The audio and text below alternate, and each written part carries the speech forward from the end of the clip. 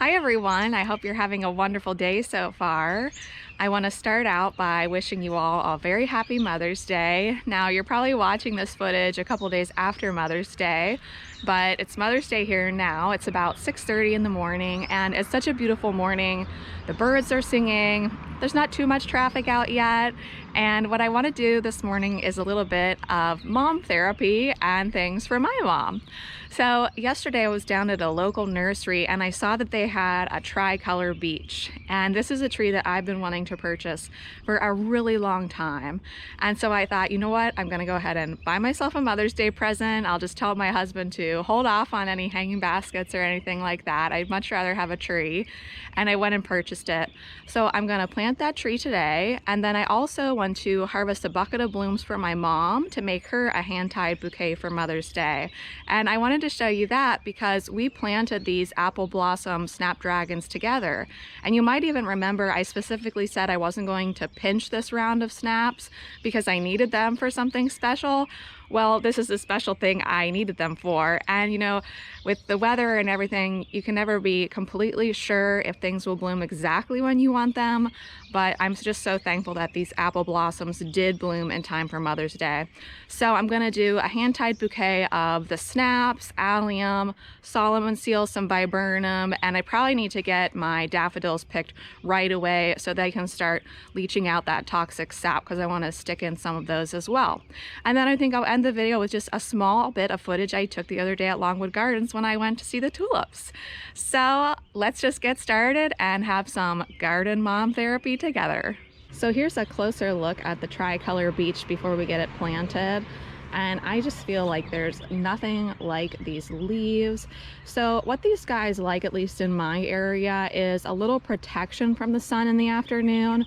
So I'm gonna stick it over in the driveway garden. And these beeches are incredibly slow growing, so I am taking into consideration the fact that it could get 30 feet tall one day, but it's going to take an incredibly long time to get to that size. So I'm going to plant it where I want it for about the first 10 years, and then thinking after 10 years I'll move things around it if necessary. So let's get her in the ground.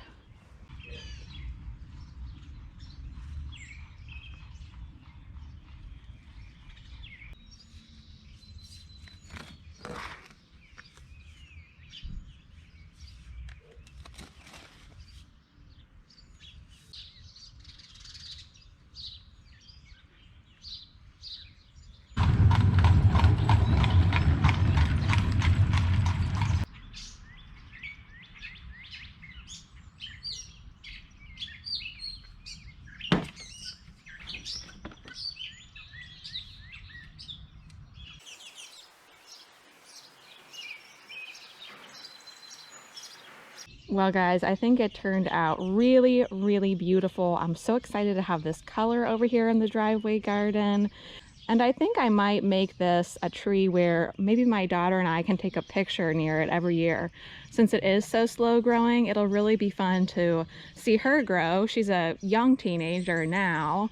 And then, you know, just see her next to it every year until she goes on to do the wonderful things that she'll end up doing. But for now, let's go fill up a bucket of water, get our snips, and get to harvesting some apple blossom snapdragons.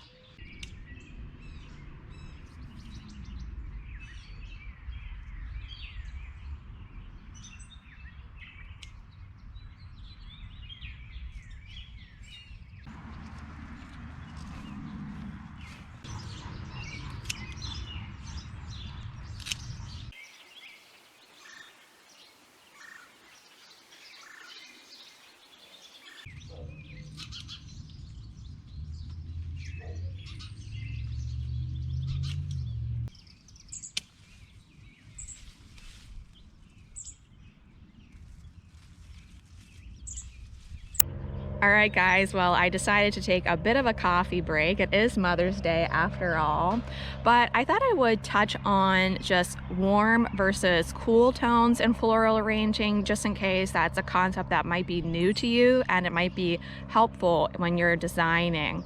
So basically, every single color on the color wheel or the spectrum can go either warm or cool, no matter what color it is. So even if you have a red, orange, or yellow, which is generally considered, right, if we're just chatting back and forth, we're going to say those are warm colors. But really, all those colors can go either warm or cold, depending on what other colors are found within that flower. So I'm going to just use an example that I have picked right here. So this is purple. So if we're just generalizing, we would say purple is a cool color, right? But this purple is actually warm because it has very strong yellow undertones. This purple leans more towards yellow than it does towards blue. So this is a warm purple.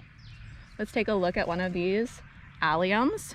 Once again, this allium leans more toward yellow, warm, than it does blue. So it's considered a warm purple.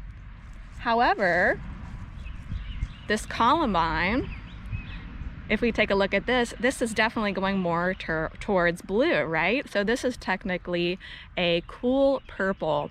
And the reason why that's important is that when we're doing design work, it's really a good idea if you want to follow the rules, and rules are made to be broken, especially when it comes to art. But just so you know the general rule of how floral design works, basically if you stick all your flowers in a warm palette or all your flowers in a cool palette, you're going to end up with a nice cohesive design at the end of the day. Once you start mixing cool and warm tones, that's where it can kind of mess with the eye a little bit.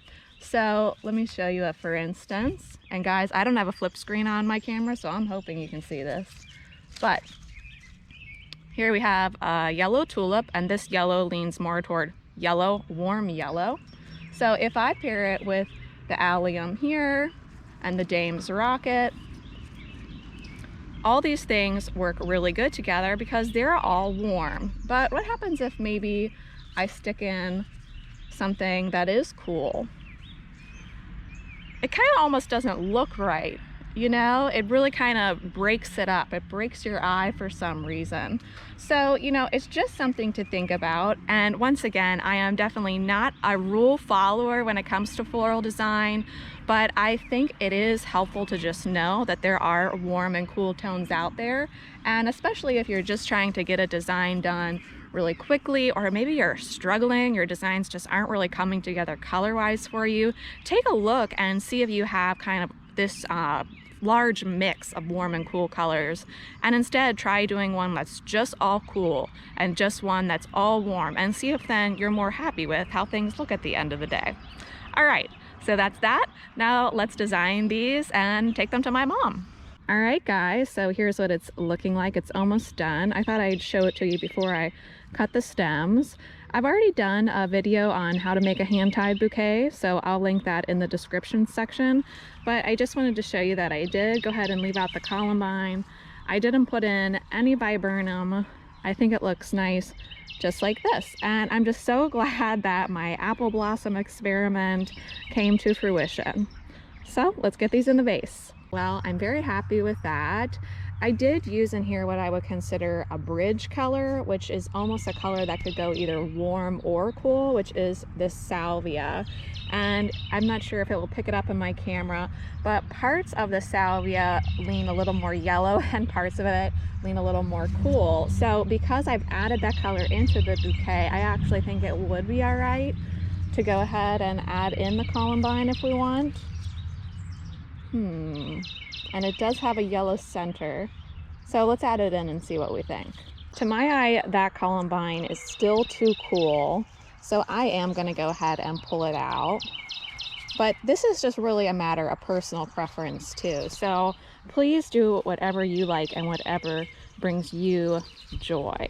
All right, guys. Well, I'm going to head over to my mom's now. I think I'll pick her up a special coffee on the way over there, deliver these flowers to her. And then I'm just going to come back here and putter around the garden a bit. My husband said he's going to smoke some meats for dinner, so that will be fun. So I think I'll make my cheesy potato casserole to go along with that. And yeah, I'll just end this video with a little bit of footage from the tulip display over at Longwood Gardens. Until next time, guys, happy gardening. Bye.